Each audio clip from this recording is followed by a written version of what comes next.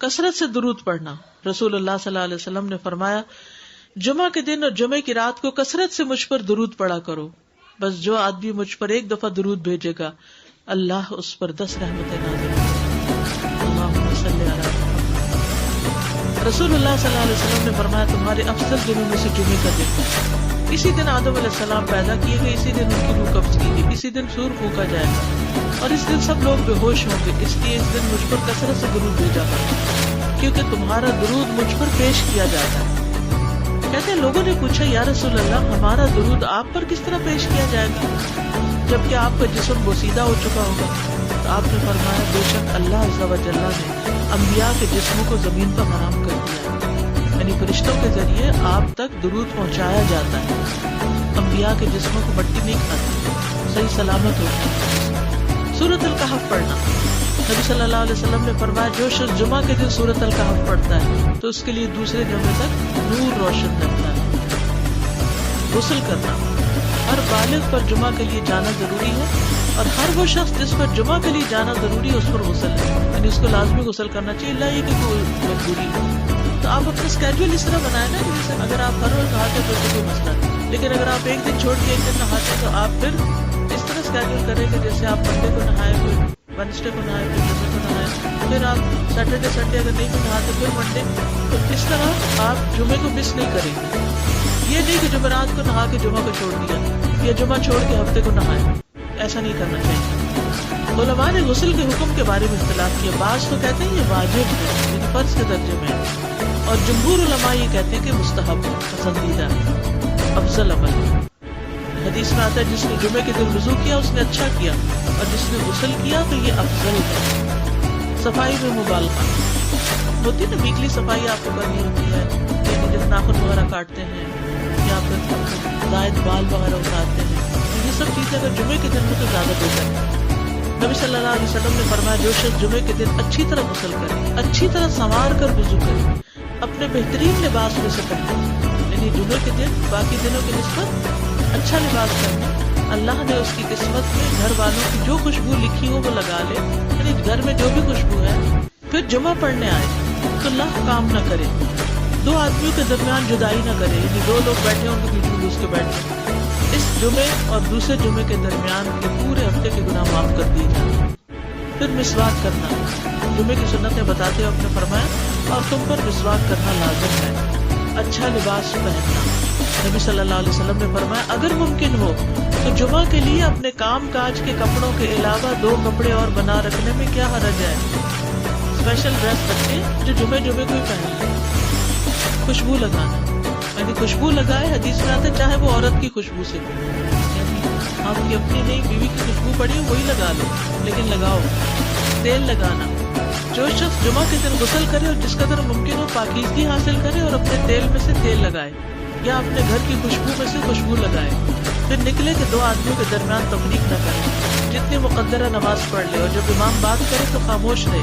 اس جمعے سے لے کر دوسرے جمعے تک اس کے گناہ بخش دیے جاتے ہیں. جمعہ کا وقت. سورج ڈھلتے ہی جمعہ پڑھنا. سورج ڈھلتے ہی جمعہ پڑھنا. اول وقت جمعہ پڑھنا, بہت لیٹ نہیں کرنا چاہیے. ایاس بن سلمہ بن عقبہ اپنے والد سے روایت کرتے ہیں, انہوں نے کہا کہ ہم رسول اللہ صلی اللہ علیہ وسلم کے ساتھ جمعے کی نماز پڑھ کر واپس لوٹتے تھے تو دیواروں کا سایہ اتنا نہیں ہوتا تھا کہ ان سے اپنے آپ کو سایہ مہیا کیا جا سکتا. یعنی سورج بہت تھوڑا ڈھلا ہوتا ہے. ہاں گرمی کی شدت میں تاخیر کی جا سکتا ہے. مسجد میں داخلہ. مسجد کی طرف جلدی نکلنا. تحیت المسجد ادا کرنا. عمر بن دینار کہتے ہیں انہوں نے جابر رضی اللہ عنہ کو کہتے ہوئے سنا کہ ایک شخص جمعہ کے دن مسجد میں داخل ہوا اس حال میں کہ نبی صلی اللہ علیہ وسلم خطبہ دے رہے تھے. تو آپ نے فرمایا کیا تم نے نماز پڑھی؟ اس نے کہا نہیں. تو آپ نے فرمایا کھڑے ہو 2 رکعتیں پڑھو. اب یہ بڑا اہم مسئلہ ہے. مسجد میں داخل ہو چاہے خطبہ ہو رہا ہو 2 رکعت پڑھے بغیر نہ بیٹھو. ٹھیک ہے. اور یہ کیا ہے؟ دراصل تحیت المسجد. یہ جمعے کی سنتیں نہیں ہیں, یہ کیا ہے؟ تحیت المسجد ہے. اور مختصر پڑھی جائے, یعنی امام جب خطبہ دے رہا ہو تو چاہیے کہ 2 رکعتیں پڑھے اور دونوں میں اختصار کرے. نماز سے قبل ہلکا بنانے کی ممانعت. مثلا آپ جلدی چلے گئے تو یہ نہیں کہ ایک گروپ بنا کے آپس میں گپ شپ شروع کر دیں. سیدھے ہی لائنوں میں بیٹھیے, انتظار کا وقت کیسے گزاریں گے؟ نفل پڑھ کے بیٹھ کے ذکر اذکار کریں، قبلے کی طرف رک کر کے لائنوں میں بیٹھیں، حلقہ نہیں بنائیں، بیٹھ کے خرید و فروخت نہیں کریں، تاخیر سے آنے پہ گردنیں پھلانگ کے نہ آگے جائیں۔ رسول اللہ صلی اللہ علیہ وسلم نے فرمایا ٹیک لگا کے مت کھاؤ، یہ عام ادب بتایا، اس طرح ٹیک لگا کے نہیں کھاؤ، کھانے کے وقت سیدھے ہو جاؤ، چھنے ہوئے آٹے کی روٹی نہ کھاؤ، میدا۔ مسجد میں کوئی جگہ مقرر نہ کرو کہ یہ میری جگہ ہے، آپ کیوں آج یہاں کریے کہ تم اسی میں ہی نماز پڑھو۔ کچھ لوگ ہوتے ہیں نا، آ کے مخصوص جگہ ہی پڑھتے ہیں، اگر کوئی اور وہاں ڈسٹرب ہو جاتا ہے۔ اور جمعہ کے دن لوگوں کی گردنیں نہ پھلانگو، ورنہ اللہ تمہیں قیامت کے دن لوگوں کے لیے پوری بنا دے گا۔ کیونکہ بہت اذیت کی بات ہے نا، بیٹھے ہیں لوگ باقاعدہ بازو کا کندھوں پہ ہاتھ رکھ کے اس کو تنگ کر اس کو تنگ کر، یہ نہیں کرنا چاہیے۔ اگر آپ کو اٹھنا بھی پڑ گیا بیچ میں تو واپسی کے پیچھے کھڑے ہو جائیے، اگلی لائن مل جائے گی۔ جی یہ تو بہت ضروری بات آپ نے کی کہ جب لوگ مسجد آئے تو پہلی صف میں بیٹھے، یہ نہیں پہلی چھوڑ کے آخری میں بیٹھ جائیں اور پھر لوگ ان کی گردنیں پھلانگتے رہیں، دوسروں کے لیے فتنہ بننا۔ جابر بن عبداللہ رضی اللہ عنہ سے روایت ہے کہ جمعے کے دن رسول اللہ صلی اللہ علیہ وسلم خطبہ ارشاد فرما رہے تھے کہ ایک آدمی مسجد میں داخل ہوا، وہ قریب آ کر بیٹھنے کے لیے لوگوں کے اوپر سے گزرنے لگا۔ رسول اللہ صلی اللہ علیہ وسلم نے فرمایا بیٹھ جاؤ، تحقیق تم نے لوگوں کو تکلیف پہنچائی اور دیر سے آئی۔ یہ عربی کے الفاظ بڑے خوبصورت ہیں، اجلس فقد آذیت و آمیت، کتنی جامع زبان ہے یہ، اجلس فقط آذیت، تو نے اذیت دی، و آنیت، اور دیر سے آئی، اس سے بنا کیا کسی کو اس کی جگہ سے نہ اٹھانا۔ جابر رضی اللہ عنہ نبی صلی اللہ علیہ وسلم سے روایت کرتے ہیں، آپ نے فرمایا تم میں سے کوئی شخص جمعہ کے دن اپنے بھائی کو کھڑا نہ کرے کہ پھر دوسری طرف سے آ کر اس کی جگہ پہ خود بیٹھ جائے، بلکہ جو آئے وہ کہے جگہ کشادہ کرو، ہمارے لیے بھی جگہ بناؤ، یہ کہے۔ خطبہ جمعہ اور اس کے آداب۔ خطبہ جمعہ کیا ہے؟ جب اذان ہو جائے تو کیا کرے انسان؟ مسجد کی طرف دوڑ پڑے۔ تو مسجد میں جماعت تو نہیں ہو رہی ہوگی، پہلے کیا ہو رہا ہوگا؟ خطبہ ہو رہا ہوگا۔ امام کے خطبے سے پہلے سلام کرنا۔ نبی صلی اللہ علیہ وسلم جب منبر پر چڑھتے تو حاضرین کو السلام علیکم کہتے۔ امام کا کھڑے ہو کر خطبہ دینا۔ رسول اللہ صلی اللہ علیہ وسلم کھڑے ہو کر خطبہ دیتے، پھر بیٹھ جاتے، پھر کھڑے ہوتے اور کھڑے ہو کر خطبہ دیتے، یعنی بیچ میں تھوڑا سا بیٹھ بھی جاتے۔ جس نے تمہیں یہ خبر دی کہ آپ بیٹھ کر خطبہ دیتے تھے تو تحقیق اس نے جھوٹ بولا، بس یقیناً اللہ کی قسم میں نے آپ کے ساتھ 2000 سے زائد نمازیں پڑھی، یعنی جن میں بہت سے جمعے بھی آئے ہیں، تو ایسا کچھ نہیں۔ امام کو 2 خطبے دینا، یعنی کھڑے تھے پہلے، پھر ذرا بیٹھ گئے، پھر دوسری دفعہ اٹھے تو یہ 2 خطبے ہو گئے۔ مختصر خطبہ دینا۔ آپ کے خطبات چند کلمات ہوا کرتے تھے، بہت لمبی تقریریں نہیں، آپ کا خطبہ درمیانہ ہوتا تھا۔ نبی صلی اللہ علیہ وسلم نے فرمایا آدمی کا نماز کو لمبا کرنا اور خطبے کو مختصر کرنا اس کی سمجھداری کی علامت۔ بس نماز لمبی کرو، خطبہ مختصر کرو، کیونکہ بعض بیان جادو جیسا اثر رکھتے ہیں، یعنی تھوڑے بھی بات کرو گے تو دل میں چلی جائے گی۔ نماز پہ زیادہ توجہ۔ نبی صلی اللہ علیہ وسلم کا خطبے میں سورۃ قاف پڑھنا۔ حارثہ بن نعمان کی بیٹی سے روایت ہے، کہتی کہ میں نے سورۃ قاف رسول اللہ صلی اللہ علیہ وسلم سے سن کر حفظ کر لی۔ آپ ہر جمعے کو خطبے میں پڑھا کرتے۔ سامعین کا امام کی طرف رخ کرنا، یعنی جمعے کے دن یہ نہیں کہ آپ کرسی لگا کے کسی اور طرف منہ کر کے بیٹھ گئے اور جب جماعت ہو تو پھر سب میں کھڑے، نہیں، آپ سب میں بیٹھے ہو، کس طرف ہو؟ قبلہ رخ، امام سامنے ہی ہوگا قبلے کی طرف۔ ایک صحابی کہتے کہ جب آپ منبر پہ چڑھتے تو ہم اپنے چہروں کے ساتھ آپ کی طرف متوجہ ہوتے، ادھر ادھر نہیں دیکھتے تھے خطبے کے دوران۔ امام کے قریب بیٹھنا۔ اللہ کے نبی صلی اللہ علیہ وسلم نے فرمایا ذکر میں حاضر ہوا کرو، یعنی خطبہ میں، اور امام کے قریب بیٹھا کرو، بے شک آدمی دور ہوتا رہتا ہے حتیٰ کہ وہ جنت میں بھی پیچھے ہی ہوگا، اگرچہ وہ اس میں داخل بھی ہو جائے۔ تاخیر کی اتنی مذمت ہے۔ خاموشی سے خطبہ سننا، یعنی بات نہیں کرنی چاہیے، کوئی اہم بات بھی نہیں پوچھنی چاہیے۔ ابن مسعود سے روایت ہے کہ انہوں نے ابی بن کعب سے قرآن کی کسی آیت کے بارے میں سوال کیا، جبکہ اللہ کے نبی خطبہ دے رہے تھے، تو انہوں نے اعراض کیا اور کوئی جواب نہ دیا۔ پھر جب آپ نے نماز پڑھائی تو ابی کہنے لگے تمہارا جمعہ ہی نہیں ہوا۔ تو ابن مسعود نے رسول اللہ صلی اللہ علیہ وسلم سے پوچھا تو آپ نے فرمایا ابی نے سچ کہا، کوئی بات کرنے کی اجازت نہیں، یہ کہنے کی بھی کہ چپ ہو جاؤ یہ بھی اجازت نہیں۔ عبداللہ بن مسعود کہتے کہ جب امام جمعہ کے لیے آ گیا پھر تمہارا اپنے ساتھی سے یہ کہنا کہ خاموش رہو لغویت کے لیے کافی، یہ بھی لغو بات ہے۔ کوئی لغو حرکت نہ کرنا، کنکریوں سے نہ کھیلنا، فون سے نہیں کھیلنا، میسیجز چیک نہیں کرنا، انگلیوں میں انگلیاں ڈال کے پٹاخے نہیں بجانا، گھوٹ مار کے نہیں بیٹھنا۔ گھوٹ مار کے کیسے بیٹھتے ہیں؟ گھٹنے اوپر کر کے اور یوں ایسے گھٹنوں کے گرد ہاتھ ڈال کے۔ کئی دفعہ ایسے نظر آتا ہے کہ خطبے میں لوگ اس طرح بیٹھے ہوتے ہیں، مجھے پتہ نہیں، یعنی آپ چوکڑی مار سکتے ہیں۔ آپ سب سے افضل پوزیشن تو یہ ہے کہ جیسے نماز کے اتحیات میں بیٹھے، لیکن کچھ لوگ اس طرح بیٹھ نہیں سکتے، پھر کرسی میں بیٹھے۔ اگر کرسی نہیں ہے، نیچے بیٹھے ہیں تو چوکڑی مار کے بیٹھے ہوئے، ٹانگیں اس طرح پیٹ کے ساتھ لگا کے گھٹنوں کے ہاتھ بچ دے کے اس طرح نہیں بیٹھے۔ اگر مجبوری ہے تو وہ اور بات ہے، لیکن یہ کہ بلا وجہ نہیں کرنا چاہیے کیونکہ ادب کے خلاف ہے۔ اونگ آنے پر جگہ بدلنا، نبی صلی اللہ علیہ وسلم نے فرمایا اگر جمعہ کے دن کسی کو مسجد میں اونگ آنے لگے تو اپنی اس جگہ کو دوسری جگہ سے بدل دیں۔ تو بعض اوقات ایسا ہوتا ہے نا، خطبے کے وقت بڑی سکینت ہوتی ہے اور آخری خطبہ تو آپ نیند میں ہی سنتے ہیں۔ نماز جمعہ کی رکعت 2 رکعت ہے فرض، بس جمعہ کی نماز 2 رکعتیں، اور ان دونوں میں قرات ہوتی ہے۔ نبی صلی اللہ علیہ وسلم جمعے میں سبح اسم ربک الاعلی اور هل اتاک حدیث الغاشیہ پڑھتے تھے۔ کبھی جمعہ اور عید اکٹھے ہو جاتے تب بھی دونوں نمازوں میں یہی صورت پڑھتے تھے۔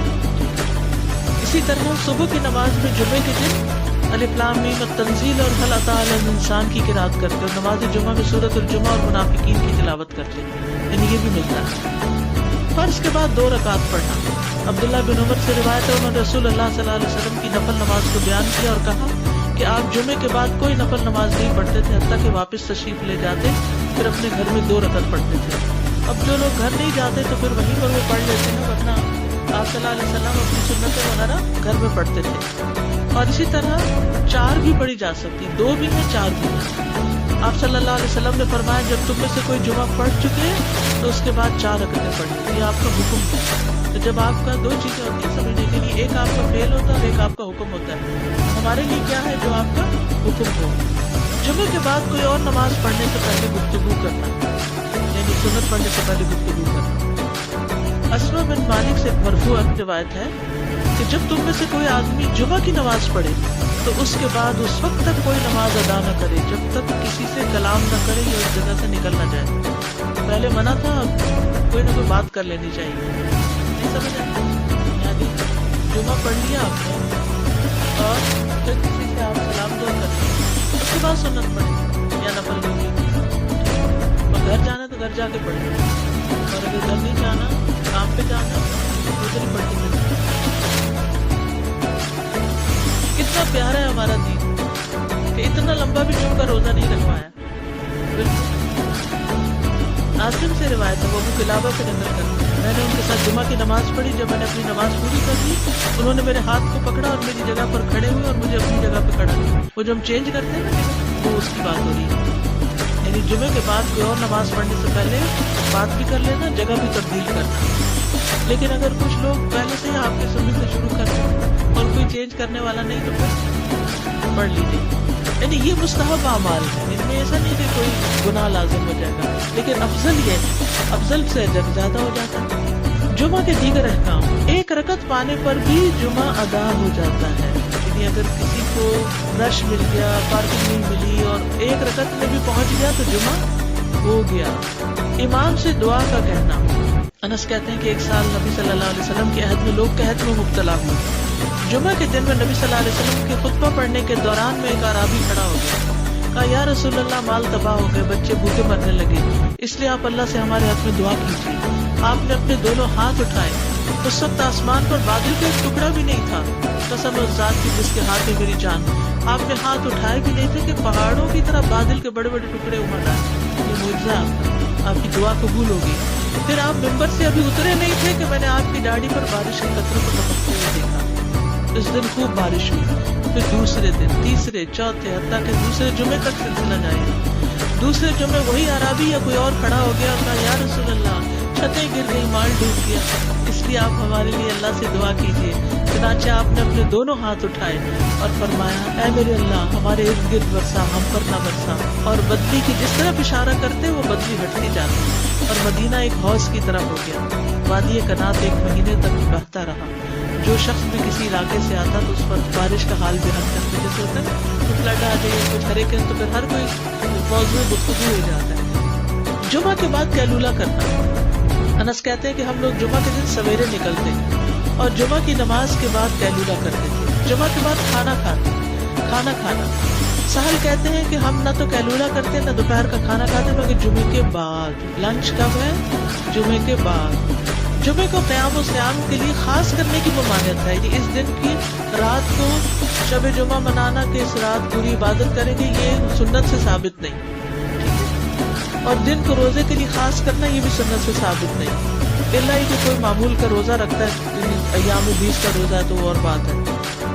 ابو ہریرہ سے روایت ہے کہ میں نے رسول اللہ صلی اللہ علیہ وسلم کو فرماتے ہوئے سنا، تم میں سے کوئی شخص جمعہ کے دن روزہ نہ رکھے مگر یہ کہ اس کے ایک دن پہلے یا اس کے بعد کا دن ملا کر روزہ رکھے. جمعہ کے دن خرید و فروخت کی ممانعت ہے.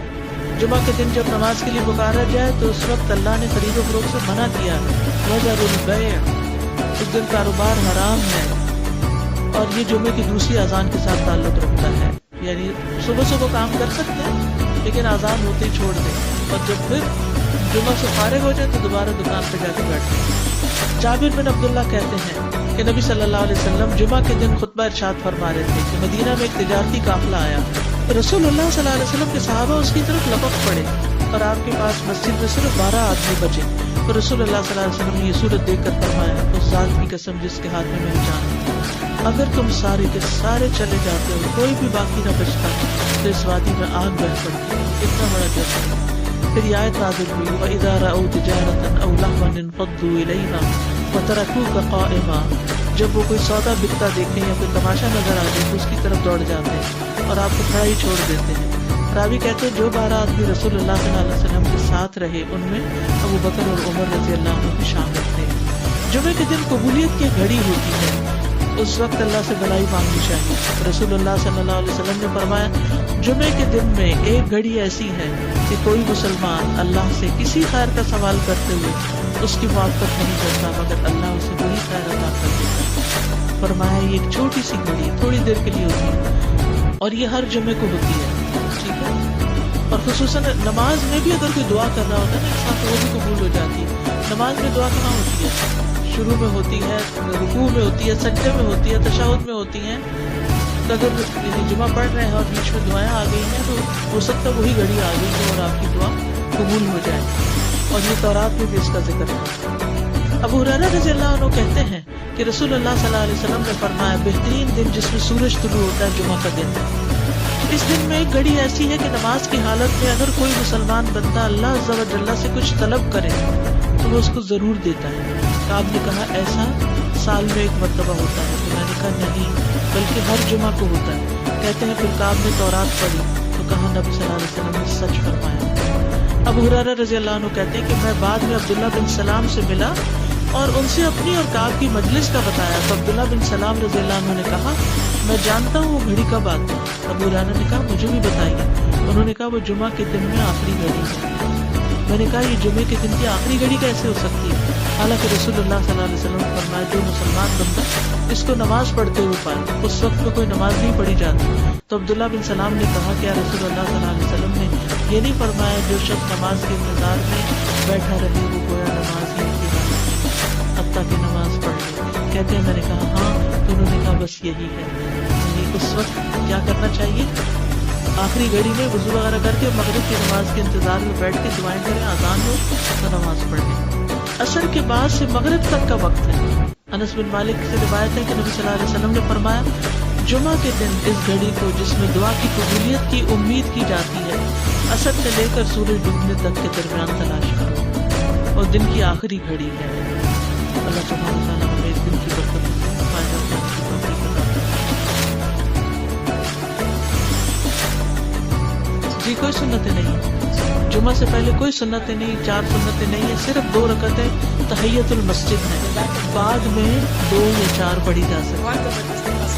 دوسری بات یہ کہ وہ ابھی آپ نے بتایا کہ بات کرتے ہیں ہم بڑی سنتیں جی ذرا سے سلام تو کر لیں دائیں بائیں. لیکن وہ کہ فرض پڑھنے کے بعد جو ہے بغیر بات نہیں پڑھتی. جی وہ پڑھ کے تو پھر اس کے بعد سلام کریں. تو سنت پڑھنے سے پہلے بات کریں، آیت الکرسی پڑھنے سے پہلے نہیں کریں. سازی میں یہ سوچ رہی تھی کہ اتنا اہم ٹاپک ہے جمعے کے حوالے سے، تو ہم سب اپنے اوپر اگر لازم کر لیں کہ اپنے گھر کے مردوں کو ضرور بتائیں، کیونکہ یہاں پہ جمعے کے دن اتنی پرابلمس دیکھنے میں آتی ہیں باہر بھی اور اندر بھی، یہ بہت ضروری ہے، بہت ضروری ہے اہمیت جانے کہ سال کو حساب ہے.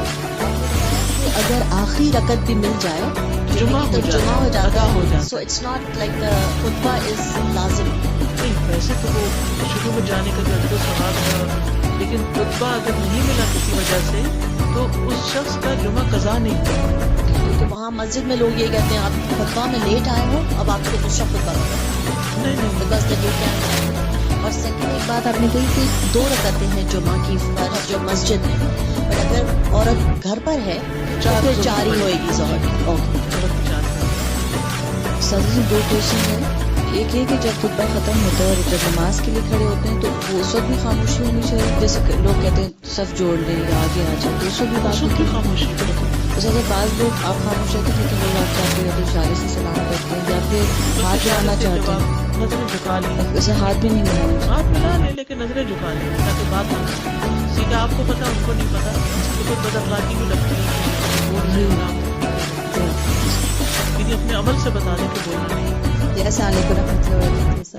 سزا جب ہم مسجد میں نماز پڑھتے ہیں سنتیں ادا کرتے ہیں ہم 4 ادا کرتے ہیں. سننے میں یہ آتا ہے کہ اگر ہم گھر آ کے ادا کریں گے تو 2 ادا کریں گے، کیا یہ صحیح نبی بات صلی ہے؟ اللہ علیہ وسلم چونکہ گھر جا کے 2 پڑھا کرتے تھے، لیکن آپ نے ہمیں 4 ادا کرنے کا حکم دیا ہے تو اس لیے 4 بھی ادا کر سکتے جی جزاک اللہ خیر.